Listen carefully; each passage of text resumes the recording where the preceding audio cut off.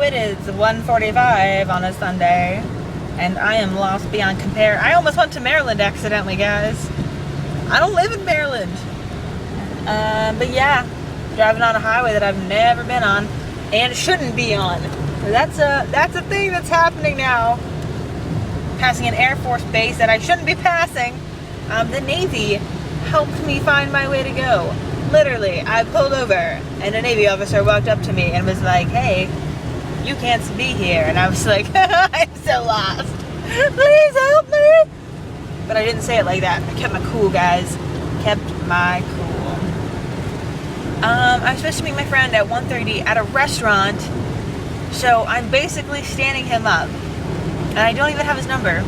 But what's nice, I texted two of my friends who do have his number, and one of them finally wrote back after multiple attempts at me being like, hey, it'd be cool if you gave me, if you were, help, could I have his number, please? But yeah, my GPS is currently not working. I mean, it thinks it's working, but it's not. So I have a little card, tells me where I'm supposed to go. Okay, so I was on 395 North, going into DC on purpose, and it said exit 10 towards Massachusetts Avenue. So I was like, hey, that's pretty easy. So I took exit 10. There was no options of Massachusetts Avenue. And then I ended up at the airport, sitting in traffic for like 20 minutes. Didn't want to go to the airport. That's cool. Whatever. And then I turned around, got back on 395 North, and then 395 North went from exit 10 to exit 3 to exit 2, and I was like, oh god. And then it started going back up again. I saw exit 6, exit 7, and then all of a sudden I was no longer on 395 North, and I was on 295 South, crossing over into almost Maryland / sketchy part of DC. Still don't know what to do. Look, now I'm passing exit 3A. Not even sure. I'm on 295 North now, so at least I'm going back home. But my friend is now 20 minutes at a restaurant, chilling. I feel terrible, as I should. At the same time, I feel like destiny or the universe is telling me, Erin, don't ever leave your house ever again, because this is my third time being lost in 3 days, driving for an hour and never reaching my destination. Actually, only yesterday I never reached my destination. The day before that, I did finally get to Adam's house after I, however, told him that I was just gonna go home. You guys, I'm officially on 395. Oh, officially. Also, if you've never driven on these roads, they're all like super slow, but everybody goes 70 or above on them. Yeah, like it's 35 right here. I'm going 55. I am not the fastest person on the road. It's ridiculous. Although, seriously, when they said 35, I think they sort of meant it. Okay, never mind. Okay, let's figure this out again. Look, it's the Pentagon. You're welcome. Look, and we're back. So, I ended up at the airport again, you guys. I actually saw my exit. I ended up in a random tunnel, which was an extension of the highway I was supposed to be on, past exit 10 of Massachusetts Avenue, and was like, holy shit! And after that, the highway ended. So, I ended up on a completely different road. And of course, I ended up in DC, which was good, but it means you can't make any left turns, so I couldn't just turn around and get back on the bridge I was supposed to. Not bridge, tunnel. So when I did finally get the turnaround, which I did completely illegally, what happened? Got back into the tunnel, figured, hey, I got it this time. Turns out, nope, there was no Massachusetts Avenue option this time. So now it's 210, and this is where I ended up, guys. If I wanted to turn around, I wouldn't even know how to get back to that damn tunnel. I feel like I should call him, but I texted him and was like, yeah, you should just give up on me. I feel like it's weird to text him again and be like, hey, definitely give up on me, ended up at the airport, chose to go to Ireland instead of hanging out. I'm so sorry. Seriously, I haven't seen this guy in years. And I think this counts as standing him up. But we weren't on a date. But at the same time, I don't think whatever you call the hangout session should dictate how bad it is that you stand somebody up. You guys just feel like a horrible, horrible person. Horrible. Life lesson. Before you are going to hang out with someone, unless you've been there before, get their phone number. I could have texted that bitch at like 15 minutes before and was like, it's not looking good. But I didn't. Yeah. I don't know what to do, guys. Because currently I'm barreling towards my house. And I'm going to keep barreling there. I'm not going to lie to you. But I might just text him and be like, I feel like such a bitch. But at the same time, this guy is a Christian. I don't know. I'm pretty sure he cusses. But seriously, is there any other term to describe this? Like, I am so sorry. But yeah, yay! I'm getting a text message. I'm so flippin' excited. It better be him saying, it's okay, I forgive you. I'm so sorry. Well, I'm in Springfield, which is where I live. Technically, I'm actually right by where my mom works and by my high school, which I don't go to anymore. I'm not in high school. But yeah, it's super ghetto around here. Anywho, I don't know why it took me 15 minutes to get all the way back home, when clearly it took me an hour and 45. No, that's not right. A very long time just to get lost and decide to just go home. Seriously, guys, I couldn't find that tunnel again if I wanted to. I mean, to get from that tunnel, okay, let me tell you.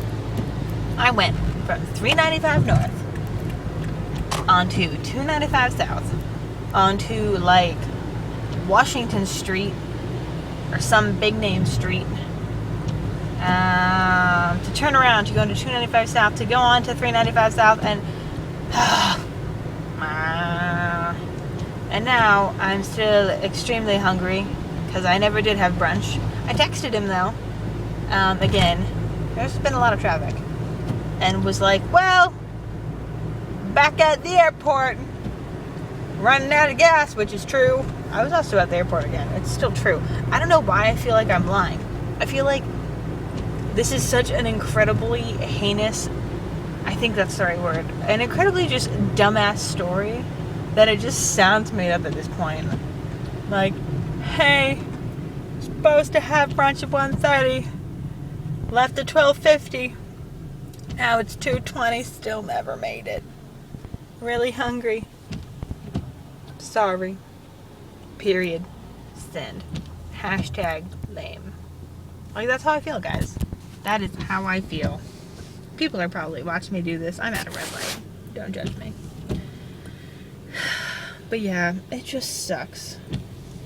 And he never texted me back, which makes me wonder, like, shit, is he just sitting in this restaurant being like, cool, but there's nothing I could do about it, guys. I had written directions. I had everything. Everything. This sucks. It just sucks. I've never stood somebody up before.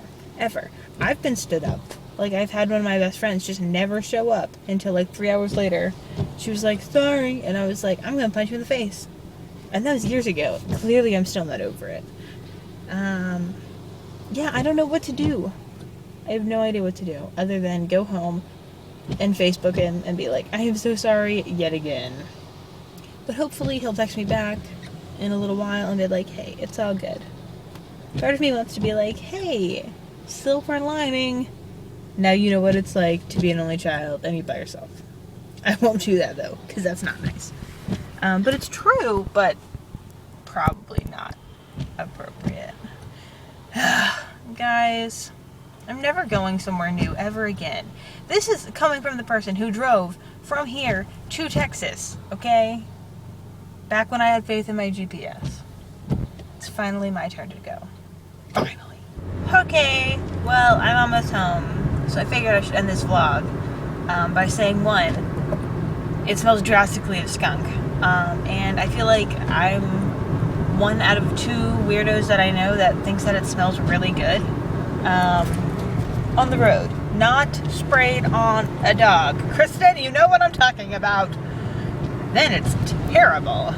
You just want to die. And then I feel like I just read that if you get sprayed by a skunk, I mean, obviously everybody knows about like the tomato sauce and whatever. I've heard that you can pour Coke on yourself because Coke does everything. Yeah. What else was I gonna say? No text yet. Still feeling like a bitch. And I'm mainly just really hungry. And I'm gonna get home and my parents are gonna be like, so, because they've gotten to see me come home the past 2 days being like, well, but I don't know. I hate that I feel like this is all my fault and so incredibly guilty.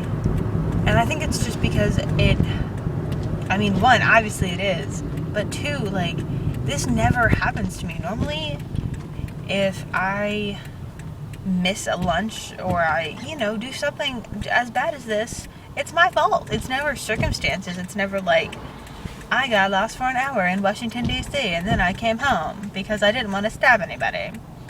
That never has happened to me before, and I don't know how to handle it. I'm just like, do I feel guilty the rest of the day, or what do I do, guys? What do I do? My first instinct is to just be like, you know what? Accept that it happened. Write a thing that says you're very sorry and explain what happened. And then let it go. And decide to never leave your house ever again. Obviously, that's the clear answer. But yeah. I'd like to point out that I did this all in the rain, and Northern Virginia drivers are incredibly stupid when it comes to the rain. Not me, them.